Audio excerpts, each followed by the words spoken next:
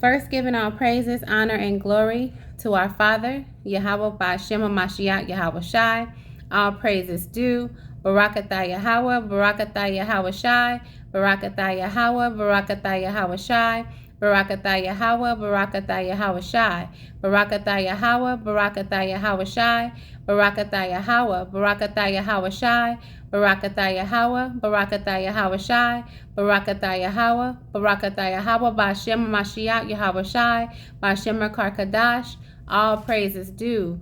All praises due. Double honors to our shepherd and my king, KD, the water king, for edifying our family with the truth and knowledge of who we are as Hebrew Israelites. Also, the water to you for building the royal house of David on the solid foundation of Yahweh Yahweh Shai, the water king. We love you. Shalom Aquas. Shalom my Aquas. Welcome to our Aqua channel, Daughters with Daggers, where we continuously seek edification from the truth of the scriptures. I'm here, Malachi. Now let's get into it. So today we're going to go into Wisdom of Solomon chapter 2. Wisdom of Solomon chapter 2.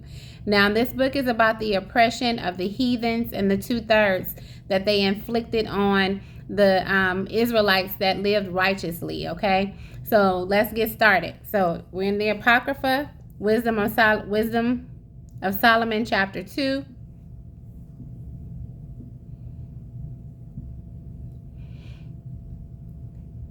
Okay, so let's read. And it says, "For the ungodly said, reasoning with themselves, but not aright." Salat. Just went to a commercial right in the middle of me reading. Ain't nothing but the devil. All praises. Let's start over. Salakia, sisters. Wisdom of Solomon chapter 2 verse 1. "For the ungodly said, reasoning with themselves, but not aright. Our life is short and tedious, and in the death of a man there is no remedy. Neither was there any man known to have returned from the grave." So this is what the wicked people, this is what the wicked says to themselves. They believe that they are going to live once and they are going to die and are not going to come back. They believe that they are not going to pay for the wicked things that they have done, which we know is not true, right? So let's go to verse 2.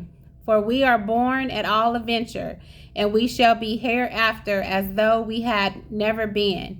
For the breath in our nostrils is as smoke, and a little spark in the moving of our heart." Verse 3. "Which being extinguished, our body shall be turned into ashes, and our spirit shall vanish as the soft air." So they don't believe they're going to. They don't believe that they're going to come back. They don't believe in regeneration, right?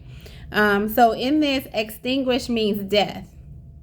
So they don't believe that they're going to come back to be judged. They don't believe that when they die, they're going to go up, get judged, and they're going to be sent right back down here once they receive their judgment. They don't believe that. They truly believe that they are going to get away with the ways and the things that they've done, with the wickedness. They think they're just going to die and that's it, and that's not it, right? So let's go to Hebrews chapter 9, verse 27. Hebrews 9 and 27.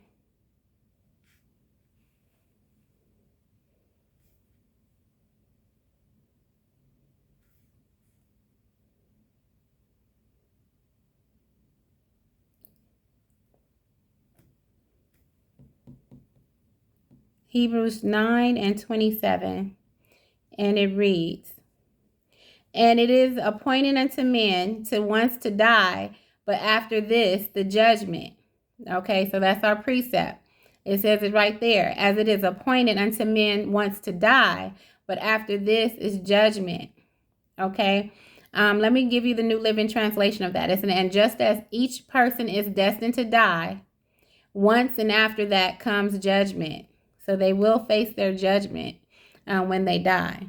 All praises. Okay, let's go back to the Apocrypha, Wisdom of Solomon, chapter 2, and we're at verse 4.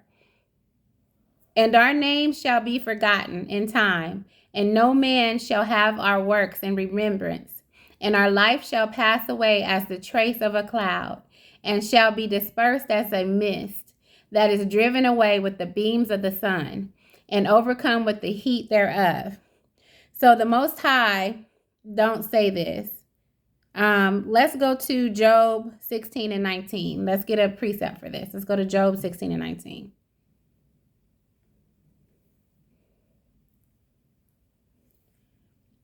Job 16 and 19. And it reads, also now, behold, my witness is in heaven and my record is on high. So it's letting us know he's keeping a running record of everything that's happening. He's keeping a running record of everything that we're doing and everyone else. And that day, they will face their judgment. He's keeping a running record on us as well, making sure that we're doing what we're supposed to do, stand on point, following his words, keeping the faith, trusting in him, believing in him, treating each other, loving our neighbor as ourselves, following the commandments. He's keeping a record of that to see if we're doing those things. Even when we don't expect it, he's watching, he's documenting, okay? And he's also doing it for the wicked. He's writing everything down so that judgment comes. There is a reason for it, because he kept a record. Like I said, it says also in Job 16, 19, also now behold, my witness is in heaven and my record is on high. So people may thinking they get away with something, but they're not. You may not see it right now, but it's going to come to pass. All praises. So let's go back over to Wisdom of Solomon chapter 2, and we're at verse number 5. For our time is a very shadow that passeth away, and after our end there is no returning, for it is fast sealed, so that no man cometh again.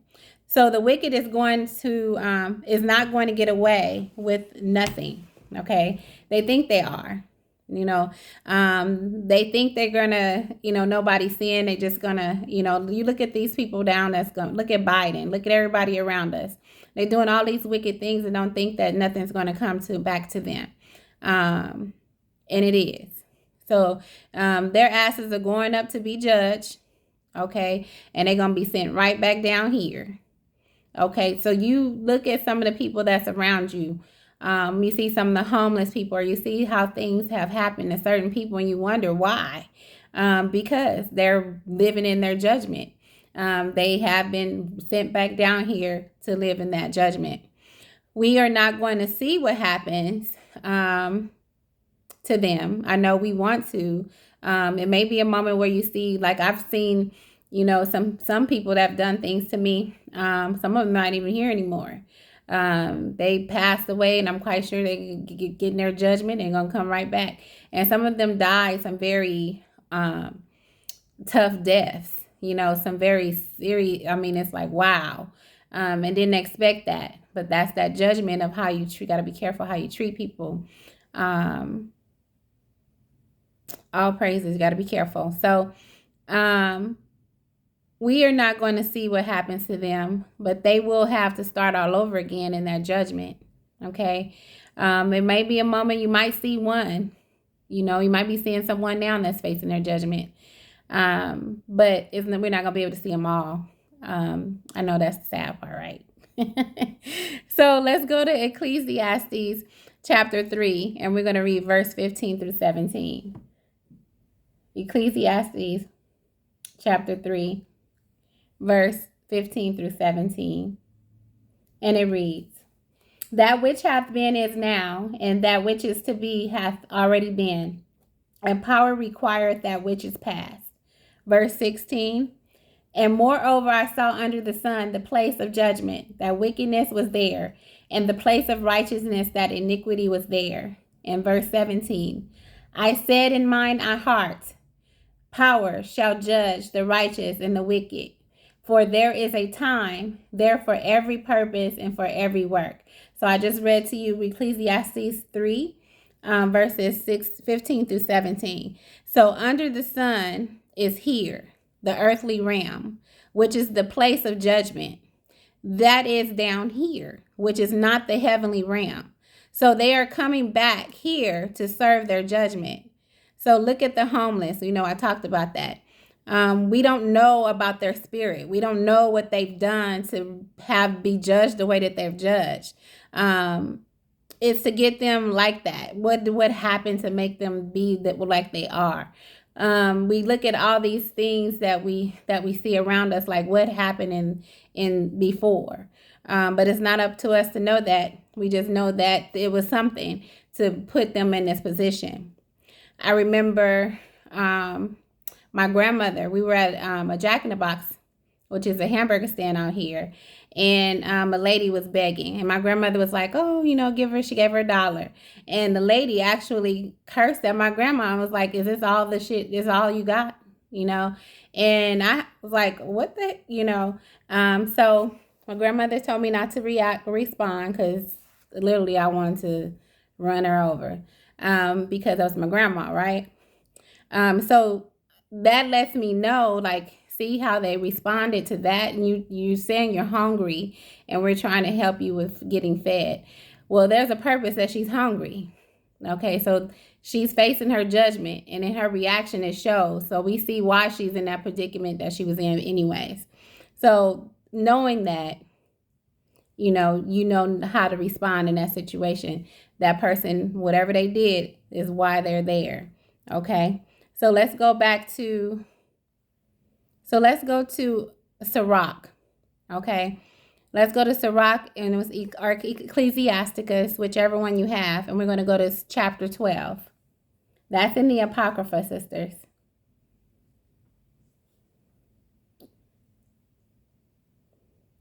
So Ecclesiasticus chapter 12, and we're going to read verse 5 and 6. Do well unto him that is lowly, but give not to ungodly.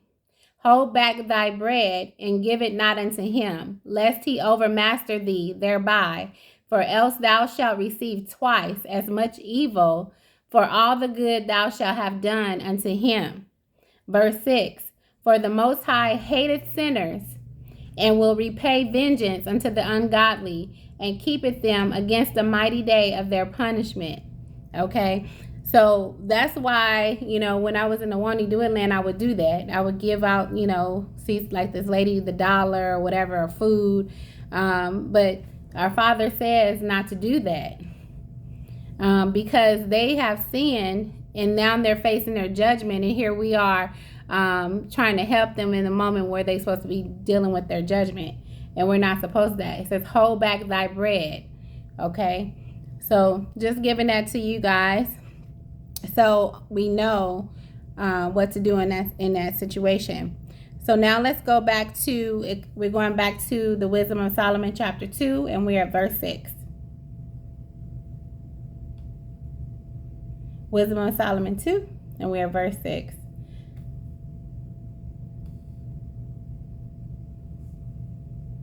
And it reads, come on, therefore, let us enjoy the good things that are present, and let us speedily use the creatures like us in the youth.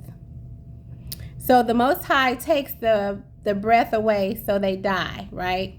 So when someone dies, their breath is taken away. They go up to get judged, right? So let's go to a precept for that. So the Most High takes the breath away, so they die, and they go up to be judged. Let's go to Hebrews chapter 9, verse 27.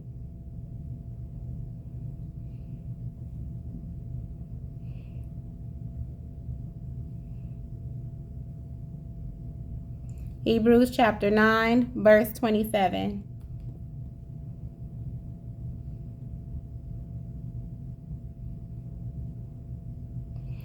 And as it is appointed unto man once to die, but after this is judgment. Okay, so reading that again to you guys, letting you know that when the breath is taken away, when that man dies, they go up to judgment. Okay, be judged. So they get sent right back down once they face their judgment.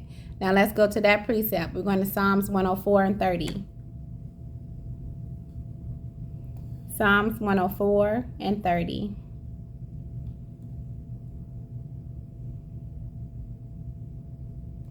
And it reads, thou sendest forth thy spirit, they are created, and thou renewest the face of the earth.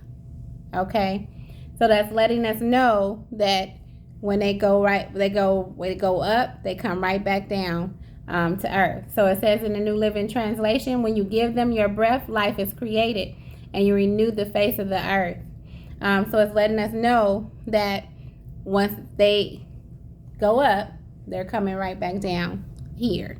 He breathes life into them as a newborn baby, okay? And they renew the face of the earth. That's called regeneration. We hear our shepherd talked about this. Katie has spoken about this. So it's like when a baby is born, when the baby is created and the baby's born, he breathes his breath into them. He breathes life into them. The same thing is here.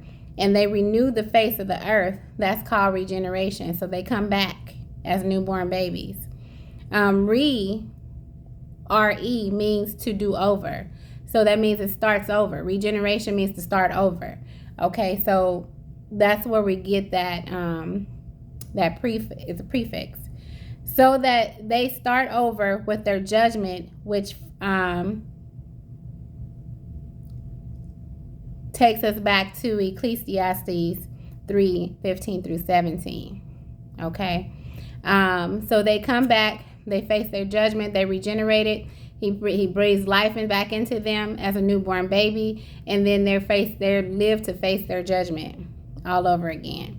Okay, so let's go back to Wisdom of Solomon chapter 2. Wisdom of Solomon chapter 2, and we're at verse 7.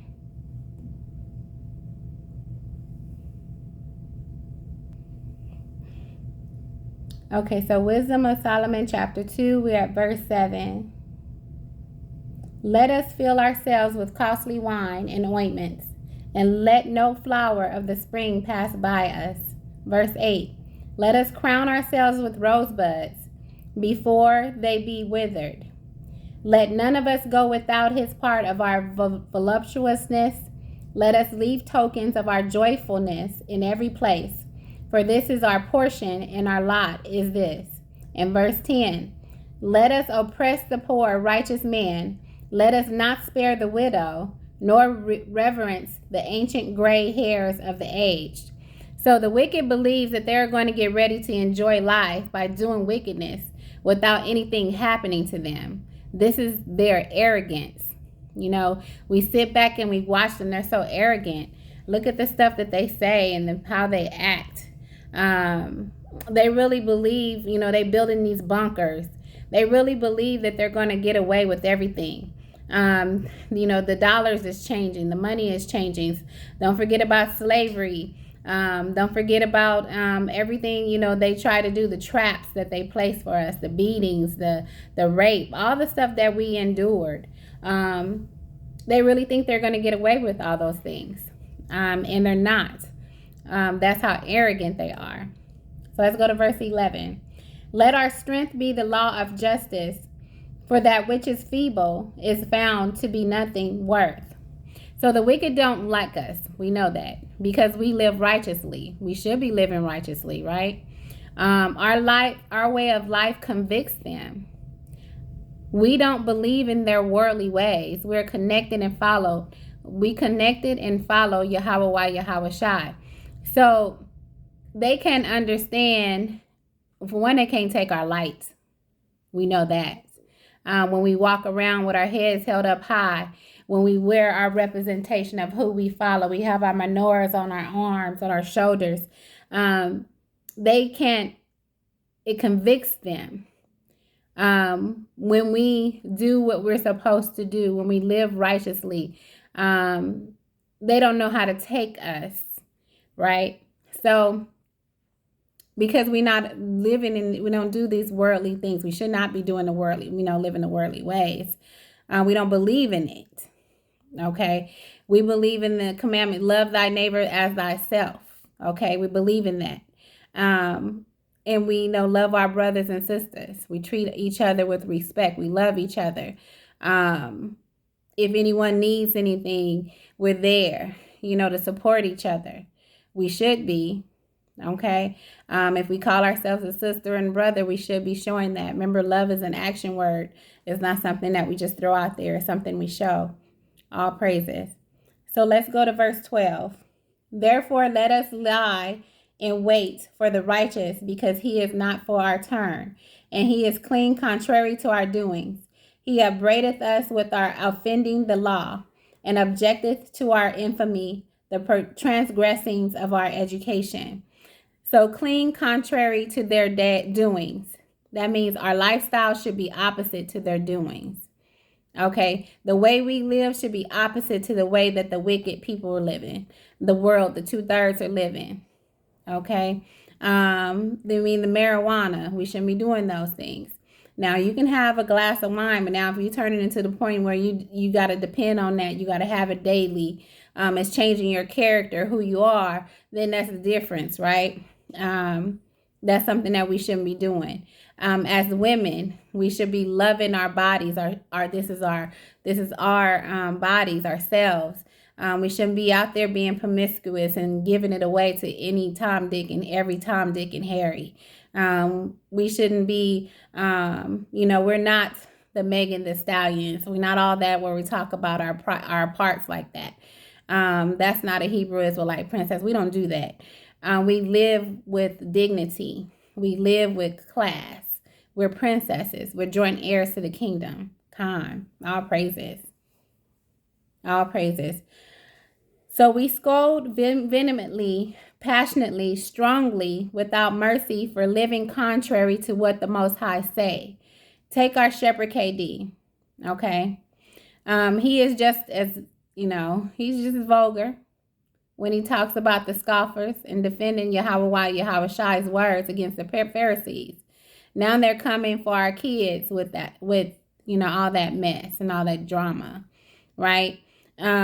He has to do it. You have to, you can't talk to them like, with respect. You can't respect them because they don't respect our Father. So you got to talk to them. That's why he speaks to them the way that he speaks to them. A lot of people don't understand it, but you can't speak respectfully to someone that's disrespectful. They don't understand that. They don't understand the tone. So that's why he has to be who he is when he's communicating about these Pharisees. And we have to be the same way. Look at what they're trying to do in the schools of our kids. They're trying to pour all this demonic stuff in their head and their minds. Also trying to tell them, I remember my daughter was 13 and I took her to the doctor. And the doctor is going to ask her, do you want your mom to come in there? I'm like, yes, her mom was coming in there with her. And then they said, no, we needed to come in there because we need to ask her some questions. And they want to ask her, have you been abused and all this stuff? Like, what the hell? No. Okay. Because they're so quick to try to take our kids away from us. That's when she was 13. So having to go off on them in that moment, I'm her mama and I'm going there with her, and you're not going to ask her any questions because you're not going to push her into something that's not true, because they will do that, right? So they're teaching homosexuality in the schools, which is transgressing against our Father's laws and word. They're becoming infamous with it too. Infamous means being well known for bad and wicked things. Look at it. It's everywhere. You got Meg Thee Stallion, you got Cardi B, got all of them kissing each other, humping on each other, feeling on each other. So guess what? Our kids see that. Our girls, our young girls look at that like, they think they're beautiful. Or look what's happening. Everybody's watching them. That must be the good thing to do. They looking at them doing these things when it's not okay. Okay, it's not okay in the sight of our power, and it's not okay for us to do that because remember, we are royalty. Royalty do not act like that. We are daughters of Yahweh Shai. He says we don't conduct ourselves that way. So we have to teach our kids that and our daughters that, especially our daughters. So mothers, we got to teach our daughters that because they are open to so much stuff. You got TikTok, you got Instagram, you got Facebook. So we have to really be monitoring and having these tough conversations with them and also going off on people. It's okay.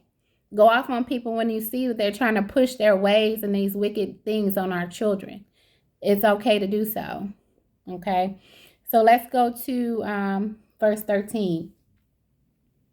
Looking at our time, we're going to probably have to split this into two. Verse 13, he professeth to have the knowledge of power, and he calleth himself the child of the Lord.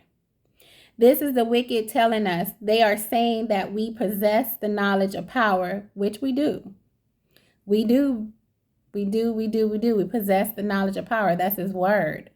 Okay. Our King and Shepherd KD give us his word every day. He edifies us every day. We have access to his word every day, whether it's the lost books, it's the Apocrypha, it's the blue letter Bible. We have access to his word every day. Okay. And we do possess it. Okay. Verse 14. Verse 14. He was made to reprove our thoughts. They hate looking at us, and they know that we know who we are. Okay, and they hate it. They hate it. They hate it.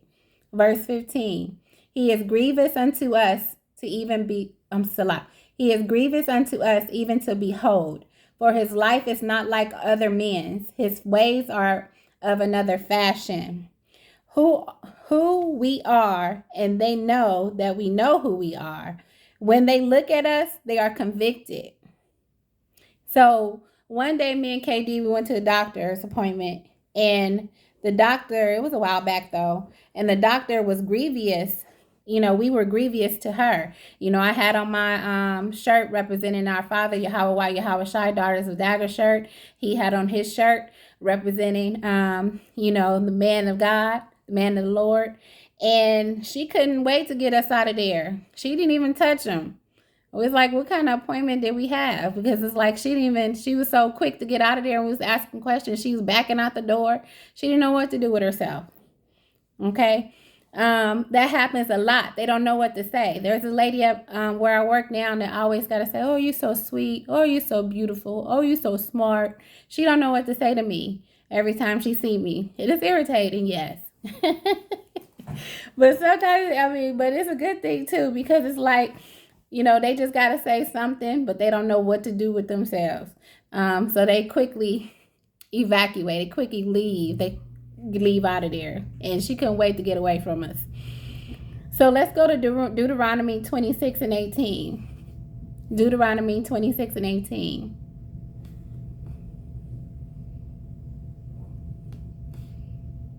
Deuteronomy 26 and 18. And it reads, and the Lord hath avouched thee this day to be his peculiar people, as he hath promised thee, and that thou shouldest keep all his commandments. That's us. We keep the commandments of the Most High. The wicked don't, which is why it's grievous for us to behold, okay? So I remember speaking to one of my daughters, and one of the things she said was, people make me feel like I'm weird, and I had to tell her, you are weird. You are peculiar. You are different. That's a beautiful thing for someone to say. We're not like them. We're separate from them. We don't act like them. We don't walk like them. We don't talk like them. And that's okay. That's a beautiful thing. That's why we're who we are. That's why we're chosen and elect. Because we live righteously, because we are separate and different. And there's nothing wrong with that. So you hear the word weird? Yes, you are weird. You are different. Okay, you are unique. All praises. So let's go to we're back at Wisdom of Solomon, chapter 2, verse 16. We are esteemed of him as counterfeits. He abstaineth from our ways as from filthiness. He pronounceth the end of the just to be blessed, and maketh his boast that power is his father. So let's go to Joel 2 and 27. We have a precept for that. Joel, chapter 2, verse 27.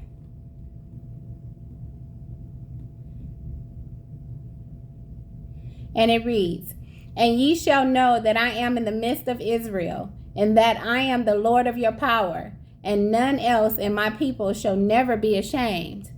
Hold in great respect, okay? Never be ashamed of who you are. Never be ashamed to represent and put on your 7-head menorah shirt. Never be ashamed to shout out his name.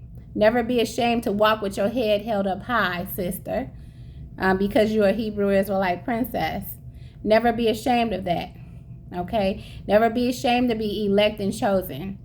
Never be ashamed that sometimes you're going to be lonely because you're going to be by yourself, because there's no one like you. Don't be ashamed of that. Enjoy that, because that means that you're special. All praises. Let's go to Wisdom of Solomon chapter 2 verse 17. Let us see if his words be true, and let us prove what shall happen in the end of him. Wicked is saying, we are getting ready to test whether or not we are the Lord's people, okay?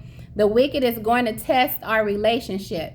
Have you not felt it? I know I have, because I've been tested through this captivity, okay? But I'm making sure that I'm passing that test. My Father is Yahweh Yahweh Shai. I live for Yahweh Yahweh Shai. I believe, trust, and have faith in Yahweh Yahweh Shai. Okay? The royal house of David is my family. My king and shepherd is KD, King David. I know that. Okay? I'm not going to not pass this test. Okay? From this wicked world, these enemies. We're not going to pass this. We're not going to fail this test. Okay? All praises. So, sisters, I'm going to end it here, and we're going to come back and read the rest of Wisdom of Solomon. I'm going to break it up into 2 sections. So, I love you. I'll be right back. All praises to Yahweh B'Shem Mashiach Yahweh Shai. Sisters, I'll be back in a moment. Peace and blessings. Love you. Shalom.